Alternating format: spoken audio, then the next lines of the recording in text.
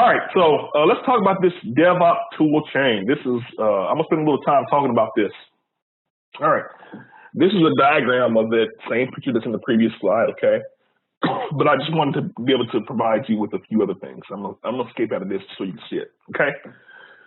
So in this category of tools, you know, this is providing a template. You should have something that monitors application performance and hardware performance. You should have tools that allow you to release into production. You should have tools that allow you to deal with configuration management. You should have ways of ensuring accurate, good code development and unit testing. You should have tools that build applications, right? Sometimes applications come from multiple source files. And so having a tool that knows where to go to get everything is really important.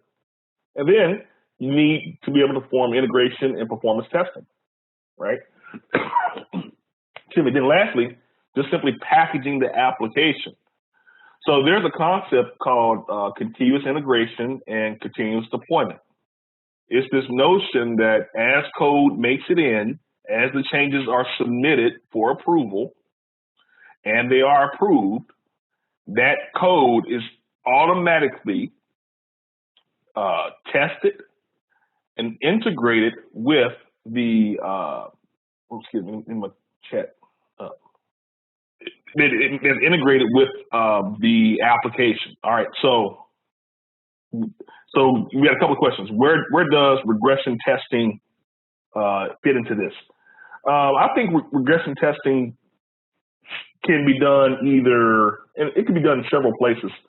Probably my first stop might be when building the application. Yeah, exactly. Yeah, exactly, Yodi. Between building and integrating, right between these two. Okay. And then Balaji asked, can we get examples of tools for each step? That's exactly why I did it this way, Balaji. So we're going to get into that. Okay. So monitoring and let's start with monitoring and performance. Okay, so when monitoring, you have to be able to monitor both the application, the framework, and or the hardware. Okay, so the application itself, i.e. the code that you created, your hardware, and or framework. So what do I mean by framework? Like Hadoop is a framework that allows you to perform certain functions that your code may accomplish, right? So your code can use Hadoop, it can use MapReduce, it can use these other tools to perform a certain function, right? So you not only need to monitor your application that's using the framework, but you also need to monitor the framework itself that it's using. And then that framework is installed on several servers. So if you were to look at it from a perspective, this is probably a good perspective to look at it from, okay? So,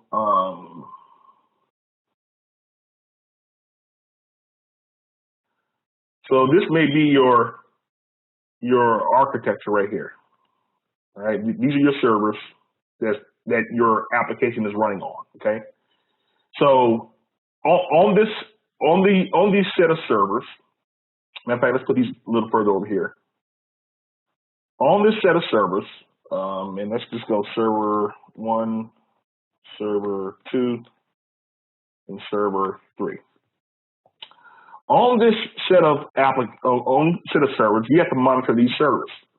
But then you may have a framework. You may have the Hadoop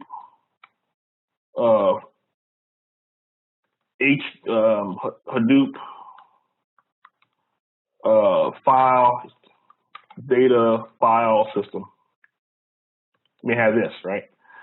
And that HDFS, as it's called, is deployed across multiple servers. So not only do you need to monitor the servers, but you also need to monitor your framework. And then what you might have, excuse me, you may have another set of servers.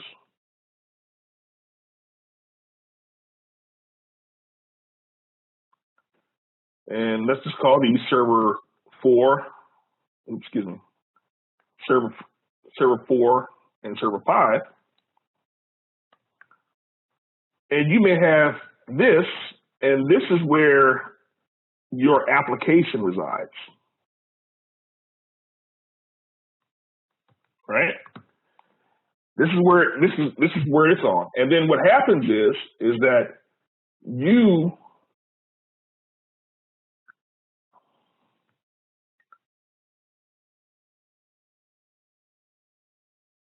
need to be able to kind of talk to both of those, right? From the application to back and forth to the HDFS. So what's going to happen is that you're going to monitor all of the hardware to check out your I/O, but then you're going to monitor your framework to include HDFS, and a lot of times these frameworks have their own monitoring tools. And then you're going to have to monitor your application. Now, the crazy thing about it is those might be 3 separate monitoring tools. You go from monitor 1, monitor 2 to monitor 3 to see how all of these things are going on, right? So there are some tools that are better at doing that. Now, we can't get into all the specifics. I just want to kind of show you that there's some tools that are out there, okay? So one of the tools that can be used to do that is Nagios Core. Oh yeah. So one of the tools that are often used no matter where you go is Nagios, right? And while we can't get into the specifics about it, but I will say Nagios is the Nagios Core is an open source tool that allows you to download with limited capability, right? But a lot of time with these services, in order for you to get other things, they have other paid products that you can use to increase your capability, okay? So, and then probably the other thing that's worth noting, there are like thousands of Nagios plugins that you can use with Nagios. So that's the power of Nagios, because there's a big community behind Nagios that will often simply share their plugins that they have developed and written. All right. But at the core, it's kind of made to kind of monitor your architecture and if you would, OS related type things. Okay. So that's Nagios. Now, another one that is probably worth mentioning is, and you may have heard of it, is Elasticsearch. Actually, hold on. I'm going to put these tools in the chat box, so if you want to go back to them, you can, okay? So another one that's probably worth looking at is Elasticsearch. Now, things like this require a little bit more development to really kind of make it work and effective. But nonetheless, it's a great tool, and this is the one that I built personally, and I like it better than Nagios because it's easier to integrate the application monitoring, the framework monitoring, and the hardware monitoring as a part of that. It is a lot easier to me. And then from there, you can then begin to build analytics that kind of run to determine how these logs, when something breaks, identify when it breaks so that you can take action, right?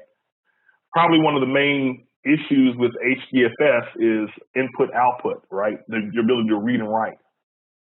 So as HDFS writes to disk, sometimes you have these disk bottlenecks. Excuse me. Where it's not writing fast enough or whether it's not reading fast enough.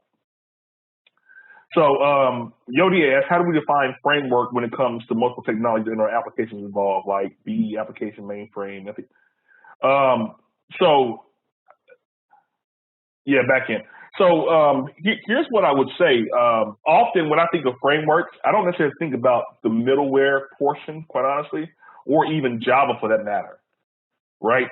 Typically, when I think of frameworks, I think of frameworks that allow you to perform some functionality. For the most part, like some database framework that runs across, it's distributed. So if you would, you may have a piece that runs on server 1, server 2, server 3, server 5, and together they work to accomplish a particular end, a particular something. I think of that as a framework. When it comes to XML, Java, applications, and mainframe, et cetera, all of those can be used to implement a particular framework, right? So I don't necessarily consider those things as a framework. I think frameworks are probably an abstraction above what you just mentioned. So I also see that Smith asked the question, can Nagios be used on Windows? I think the answer is yes, although I'm not 100% positive about that one. Yeah, I think so. Yeah. Yeah, it is. Now, what I don't know is if they charge for that one. I'm not sure about that. That's probably something you can look into. All right. All right, move on. All right, Elasticsearch. So Elasticsearch is, it's in itself, it really is like an index database tool. It takes data, indexes it, et cetera, right? But the cool thing about some of the things that you have available, is these products. So Elasticsearch is the core of the products, but you also have Kibana. And what Kibana is that it's a visualization tool that's very similar.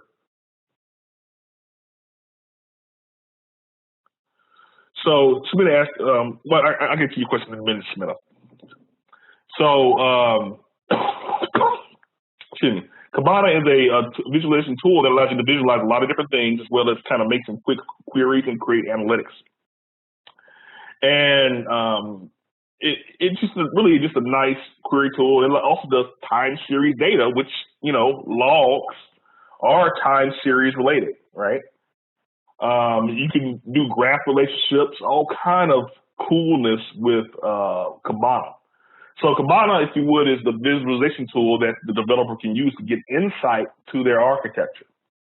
Now, with that being said, Elasticsearch is what would index the data. Okay. Now, this tool called Beats. Beats, these things, a lot of these are free now. Beats provide these different packages. They call them Beats. They apply the packages across different types of packages, and these packages do different things, right? So what you can do is I can take these different beats and apply them on a particular server, and then those beats will grab what information they have and send them to a central Elasticsearch repository, right? So let's just look at this, the beats family. So I can look at log files with FileBeat. And these log files are often what, different framework security things, they use those log files to record when something's going on. And you can send those with low latency to an Elasticsearch database. Additionally, there's other various metrics you can measure for. There's network data you can look at. There's window event logs, as well as your uptime as well. All of these things can be used and centrally viewed and coordinated with in Elasticsearch. This is why this is why I prefer this tool, because it's open source, number one, and I don't have to pay a cost to really kind of build these things outside of just development time. So is it recommended for much data-intensive applications like e-commerce domains, for example? Well, so I would be careful with this because Elasticsearch, it works really well. Like we have a lot of nodes, like, thousands of nodes, and they're all kind of small execution of something going on in our system at all the time, and it works fine. But Elasticsearch itself, at some point, as far as it doesn't scale up to like petabyte scale, right? So the answer is that as far as your data intensive applications, it has the data intensive application itself doesn't necessarily have anything to do with Elasticsearch. With as far as the context in which I'm speaking about Elasticsearch just simply grabs whatever logs, whatever performance criteria you're putting out, and moves it over to Elasticsearch for processing. But it's a whole different conversation if we want to run those data intensive applications on Elasticsearch. All right. All right. So again,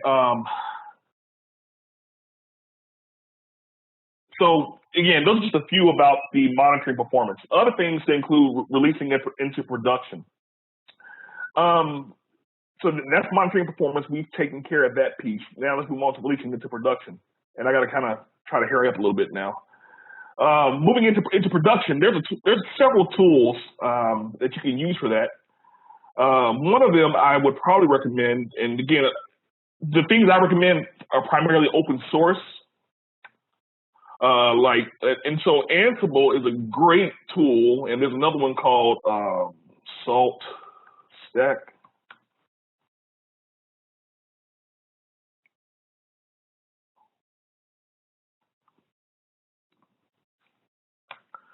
Both of these are similar tools, and you may probably heard of the most popular, just to kind of put it out there. Yeah, Chef yes, absolutely, Chef and Puppet, yeah, exactly. These are some of the tools.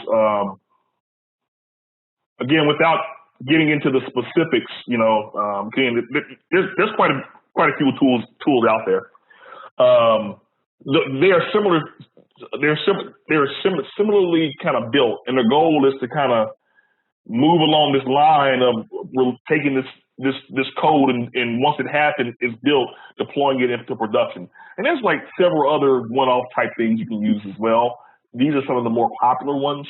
Doesn't mean it's always the best, but it's one of the more popular ones. And these tools do a great job of not only releasing into production, but also automating a lot of your tasking to include configuration management, right? So if you would, the two on the left-hand side, releasing to production, configuration management, those are great tools that they use in order to do that, okay?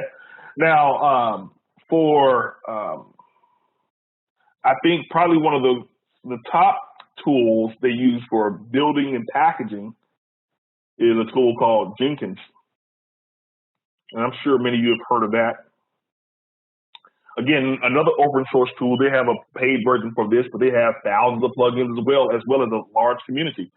This tool can be used to automate the integration and, excuse me, let's shut up, boy. For building applications and integrating performance, if you would, this is what we were talking about earlier, these two, building applications and integration and performance testing.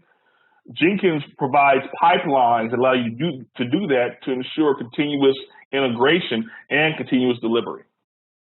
And there's other tools like Jenkins, one that begins with an H that I'm kind of drawing a blank on.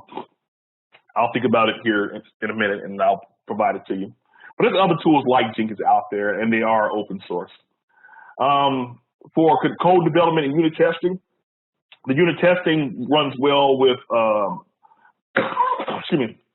with Jenkins, but you have to write the test first, right? So the developers have to definitely understand the unit testing library and the unit testing mechanisms in order to properly write the test. Like I personally have moved from unit testing where I was using JUnit for Java unit testing, and now they kind of have this, they moved to a format that allows you to create answer files for your testing. Not so much just simply about testing each point of functionality, but it becomes more about really truly measuring the output of your code and what that means to ensure that something is working. So Balaji asked the question, can Puppet and Chef be installed on Mac machines? I'm not sure, Balaji, quite honestly. I just never really had to do that, so I'm not sure. I know Salt and Ansible can, but I'm almost certain they can be, because the whole point of them is to be OS agnostic. But I'll put that out to the class. Has anyone had to deploy Puppet or Chef on Macs before? Yeah. So, Beloved, I think the answer is yes, but I will have to verify that. So I'll put that down as one of my questions to answer. So another question, Jerome, they asked a question. Thank you, Smith. So Puppet can go on Mac. Excellent. Do I have tools that you can recommend for CI/CD for .NET, Windows, and Java Linux? So wow, a lot of questions. Excellent. So the question is, do we have tools that you can recommend for CI, continuous integration, continuous development for .NET, Windows, and Java Linux? So I know Jenkins is a great tool for continuous integration and continuous development. Continuous delivery, excuse me. For Java, most of my experience is Linux, quite honestly. Not so much as on the Windows side, but I'm almost certain that Jenkins can also run on Windows as well. Yeah, thank you. So it does for .NET.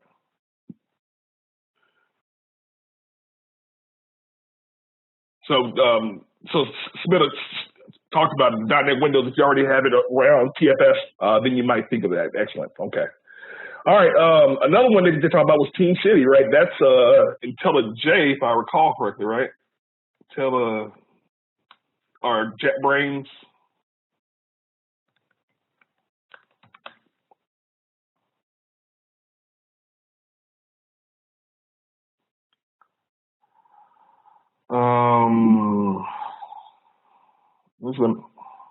Yeah, so JetBrains, they bring up Team City, and it works with team integration out the box, but not necessarily continuous delivery.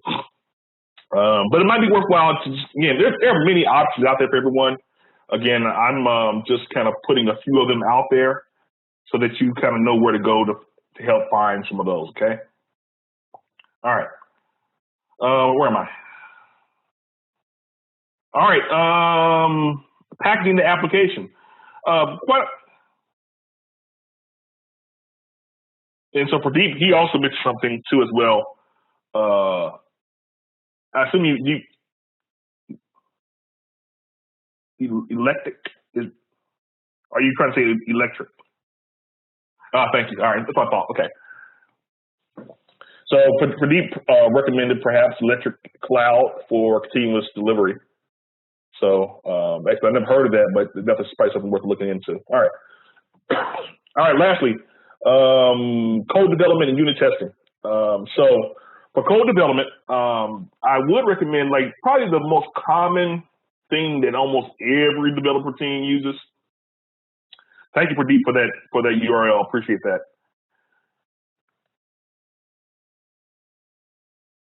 Probably one of the main ones. Oh, I have hit my time. Is GitHub.com. GitHub provides enterprise level support for you, and there's other tools that go along with GitHub for packaging up your software and version control. GitHub, and then there's another one, an Atlassian product called not Bitmoji. I'm sorry. Yeah, thank you. So yeah, they got several. So they got Bitbucket is what I was talking about. Yeah, Bitbucket. Stash was the previous one, Balaji, that they used, but Bitbucket is kind of the latest version of that. And so they had it available for you as well. And Stash, I think, is the older version of Bitbucket. All righty. I think I've hit my limit, everyone. So got it. So as you can see, there are a large variety of tools that we can use to, a large variety of tools that we can use to to work through everything. Hopefully, so Sanjay asked, is GitHub an editor like Eclipse? Sanjay, GitHub is not an IDE like Eclipse, an integrated development environment. It is not. GitHub just kind of keeps track of versions, and it allows you to integrate code. It allows you to control what is able to be placed in a release. All right, it controls what is able to. So everybody can submit their code, and then you can say, I want this code, this code, this code to be included as a part of this release to work through it. All right, so thank you, Balaji. That's a very good way to put it. It's version control tool to manage code of the developers at one location, or even multiple locations. So excellent. I'm not familiar with Dimension, Sanjay. But I would imagine you're probably right. So I saw a question in here that talked about it. Is it possible to put a question in? Okay, Schmidt had asked, this is the second time TC asked this question. It's a tool, open source version control, the AM solution can integrate. Okay, got it. All right. All right, so I think that's going to conclude our session for today. Again, hopefully you found this session useful. Hey, want to become an expert in cloud computing? Then subscribe to Simplilearn's channel and click here to watch more such videos. To nerd up and get certified in cloud computing, click here.